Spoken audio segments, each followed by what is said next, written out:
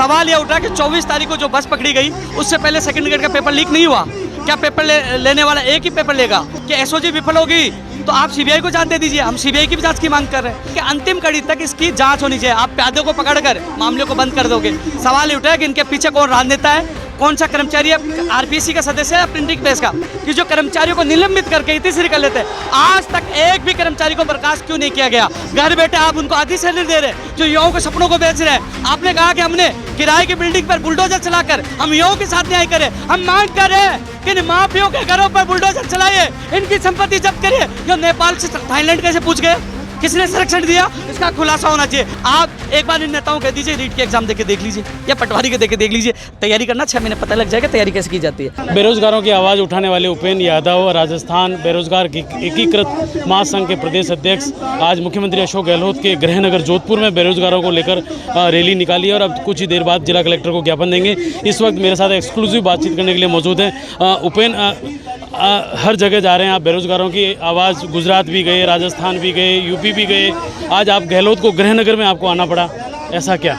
तो राजस्थान का हर बेरोजगार पीड़ित है, दुखी है पेपर लीक को लेकर। उनके सपनों को बेचा जा रहा है, पेपर लीक किया जा रहा है। आज बड़ा संदेश दिया गया है कि मुख्यमंत्री जी पूरे राजस्थान के युवाओं के अभिभावक है। किसी भी सरकार का मुख्यमंत्री होता है वो अभिभावक होता है। आज उनके गृह जिले में आक्रोश देख लिए, बड़ी संख्या में, हजारों की संख्या में बेरोजगार सड़कों पे आए। तो मुख्यमंत्री जी इस पर जरूर सुनेंगे। हम मांग करें तत्काल राजस्व का कानून लागू किया जाए, तत्काल इन 1 लाख से ज़्यादा भर्तियों को बचाने के लिए। सवाल यह उठा कि 24 तारीख को जो बस पकड़ी गई उससे पहले सेकंड ग्रेड का पेपर लीक नहीं हुआ। क्या पेपर लेने वाला एक ही पेपर लेगा? तो उसकी भी निष्पक्ष जांच करके युवाओं को न्याय दिया जाए।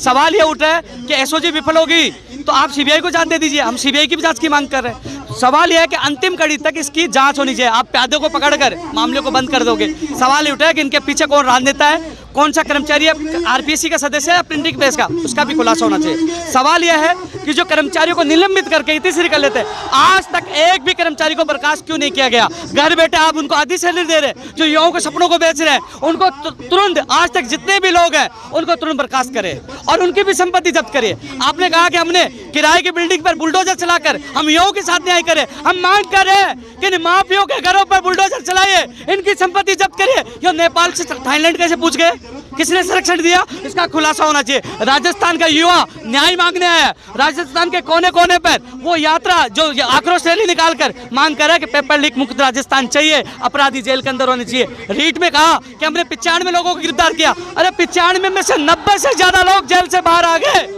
और वो सपनों को बेच रहे हैं। और राजस्थान में पेपर लीक के साथ साथ या फर्जी डिग्री, डिप्लोमा, दिव्यांग सर्टिफिकेट, उनका भी बड़ा उद्योग व्यापार चल रहा है। जो 12 बोरे मिले उसका भी खुलासा होना चाहिए ना। मुख्यमंत्री अशोक गहलोत कहते हैं कि हमारे से ज़्यादा बीजेपी के गवर्नमेंट में भी जब थी तब भी पेपर लीक हुए थे। रेलवे की भर्ती परीक्षा की जाए तो वो भी हो रहे हैं, सेंट्रल के हो रहे हैं, हम तो उल्टा कार्रवाई कर रहे हैं। इस तरीके से वो बयान दे रहे हैं। देखो, मैं मुख्यमंत्री जी का सम्मान करता हूँ। बीजेपी कार्यकाल में पेपर लीक हुआ तभी तो कांग्रेस को समर्थन दिया, तभी तो कांग्रेस के साथ आए। हमने कहा कि शायद ये सरकार आएगी, सिस्टम को सुधार करेगी। लेकिन मैं मुख्यमंत्री जी से कह रहा हूँ कि आपको यह लगता है कि हम कोई भर्ती परीक्षाओं को पेपर रद्द करने से जनता हमारे खिलाफ हो जाएगी? नहीं, आप उनका खात्मा करिए। एक एक को चुनकर अभियान चला खात्मा किया, हम आपके साथ देंगे। क्योंकि हमें पेपर लीक मुक्त राजस्थान चाहिए। क्योंकि उनको अधिकारी कह रहे हैं कि साहब हम जो 24 से पहले के पेपर रद्द कर देंगे तो कहीं ना कहीं हमारी इमेज खराब हो जाएगी। इमेज तो वैसे खराब हो चुकी है, हालात गंभीर बन चुके हैं कांग्रेस के लिए। इसलिए राजस्थान का युवा मुख्यमंत्री जी से उम्मीद कर रहे हैं, खासकर यहाँ के गृह जिले में, यहाँ लोग सड़कों पर बड़ी संख्या में आज उतरे हैं, मांग कर रहे पेपर लीक मुक्त राजस्थान, सीबीआई की जाँच और राजस्व कानून तत्काल लागू करे। और आप क्या हालात बना दिए, कह रहे कि आज मैं पूछना चाहता हूं, मैंने कल रात को सोशल मीडिया पे पोस्ट डाली, वो मेरे खिलाफ अभियान इसलिए छेड़ रखे कि उनको निलंबित किया, बर्खास्त का डर लग रहा है। उनको बर्खास्त करिए। तो ये चीज़ें करनी पड़ेगी। और सबसे बड़ी बात है, जो डम्मी अभ्यर्थी है, आप डम्मी अभ्यर्थी हैं, उनको आजीवन डिबार क्यों नहीं कर रहे? डम्मी अभ्यर्थियों को छोड़े, डम्मी अभ्यर्थी है जो पेपर लीक में जितने लिप्त अभ्यर्थी है उनको भी आजीवन बार किया जाए। सख्त एक्शन लेना होगा, राजस्थान के युवाओं को बचाना होगा। फर्जी डिग्री, डिप्लोमा, दिव्यांग सर्टिफिकेट के खिलाफ भी कानून लाना होगा। इसके लिए भी अभियान चलाना होगा। आपको लगता है कि 2023 में चुनाव है, बेरोजगारों का कुछ असर पड़ेगा सरकार पर? 1000% सत्ताईयू वाले क्या आएंगे? जाति और धर्म के नाम पे चुनाव नहीं होंगे। इस बार नौकरी, रोजगार, पेपर लीक मुक्त राजस्थान के लिए चुनाव होंगे। इस बार सत्ता की चाबी युवाओं के पास होगी। ये तमाम युवा सड़कों बैठे ना, ये सत्ता में लाने में अहम भूमिका निभाएंगे। चाबी इनके पास होगी। आक्रोश आपने देखा होगा, जाति और धर्म के नाम पर इस बार वोट नहीं होगा। 9 फरवरी से न्याय एवं रोजगार 2 यात्रा पूरे राजस्थान में हम 200 विधानसभा में निकाल रहे हैं और ऐलान कर रहे हैं। हम कांग्रेस सरकार के खिलाफ नहीं है, हम मुख्यमंत्री जी के खिलाफ नहीं है, लेकिन हमारा भविष्य बचाने के लिए हम सड़कों पर उतरे हैं। युवाओं का भविष्य बचाने के लिए सड़कों पर उतरे हैं। भविष्य तो बचाना पड़ेगा और माफियों को जेल में डालना आप पड़ेगा। लगातार बेरोजगारों की मांग उठाते हुए आज जोधपुर पहुंचे, अब आगे कहाँ क्या प्लानिंग रहेगी? 13 तारीख को शाहपुरा में है और 16 तारीख को कुचामन नागौर में, और उसके बाद हर जगह पे चौमू में हो चुके हैं, जयपुर में हो चुके हैं, सूरतगढ़ बाड़मेर में युवा सड़कों पर उतर चुके हैं। तो राजस्थान के युवा सड़कों पर उतर चुके हैं। आप सोशल मीडिया पे जो भी कोई नेता ट्वीट कर रहा है, फेसबुक को डाले, उनके नीचे कमेंट पढ़िए, लाजवाब कमेंट कर रहे हैं, वहाँ जवाब दे रहे हैं। मेरे युवा समझदार है, युवा धरातल पे भी जवाब दे रहा है, सोशल मीडिया पे जवाब दे रहा है, और जब बटन दबाने की बारी आएगी तभी जवाब देगा। कुछ दिन बाद राजस्थान सरकार का अंतिम बजट घोषित होने जा रहा है। मुख्यमंत्री ने कहा कि युवाओं को समर्पित होगा, आपको क्या लगता है, कुछ उम्मीदें हैं?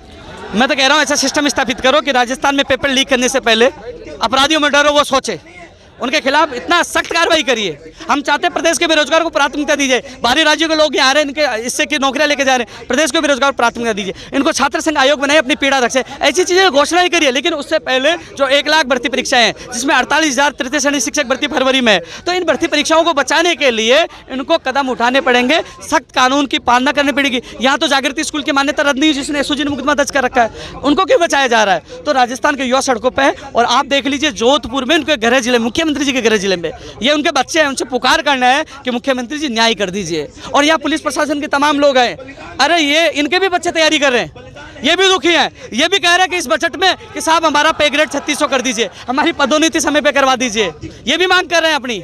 इनका साप्ताहिक अवकाश की तो अभी पूरी नहीं, उनकी नफरी पूरी होगी जब साप्ताहिक अवकाश पूरा होगा, ये भी मांग कर रहे हैं। समर्थन आज पुलिस प्रशासन में भी साथ है, आम जनता भी साथ है, मीडिया भी साथ है, क्योंकि पेपर लीक से राजस्थान की तृप्त है, परेशान। मैं एक चीज़ बताना चाहूँगा कि नेता क्या कहते हैं कि हमने पेपर रद्द कर दिया है, हमने अपराधियों को पकड़ लिया है।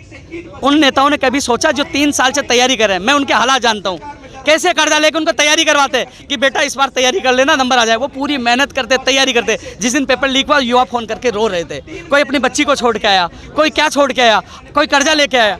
आज वो दोबारा तैयारी कैसे कर पाएगा? उनकी सामान्य परिस्थिति हो पाएगी? वो तैयारी करने में सक्षम होगा? आज उनका आर्थिक मानसिक जो उनको हर्जाना हुआ है, उसका नुकसान कौन भरपाई करेगा? कि बहुत ज़्यादा परेशान है, दुखी है। किसी एमएलए एमपी का बेटा और बेटी LDC 3rd grade 2nd grade 1st grade patwari exam नहीं देता, आज गरीब किसान का, आम आदमी का बेटा और बेटी तैयारी करके एग्जाम दे रहे, तो उनको न्याय चाहिए। आज वो बहुत ज़्यादा दुखी है, मैं उनका दर्द जानता हूँ, मैं उनके बीच में रहता हूँ, इसलिए सड़कों पर उतर रहे। मेरे राजस्थान के युवाओं को न्याय चाहिए। आप एक बार इन नेताओं को कह दीजिए रीट के एग्जाम देके देख लीजिए या पटवारी के देके देख लीजिए, तैयारी करना 6 महीने पता लग जाएगा तैयारी कैसे की जाती है। आसान शब्दों में कह सकते हैं हम रद्द कर दिया, हमने अपराधियों को पकड़ लिया। अरे अपराधियों को पकड़ लिया तो उनका किया क्या? रीट में भी 95 लोगों को पकड़ा था, 90 से ज़्यादा बाहर आ गए, किया क्या? आज तक एक भी पेपर लीक माफिया के खिलाफ कार्रवाई, उसको सजा मिली क्या? मैं पूछना चाहता हूँ सरकार से, एक भी कर्मचारी को बर्खास्त किया क्या? अब सख्त एक्शन लेना होगा, ये मांग हम कर रहे हैं। ये देखिए, हमारे साथ एक्सक्लूसिव बातचीत करने के लिए मौजूद है उपेंद्र यादव।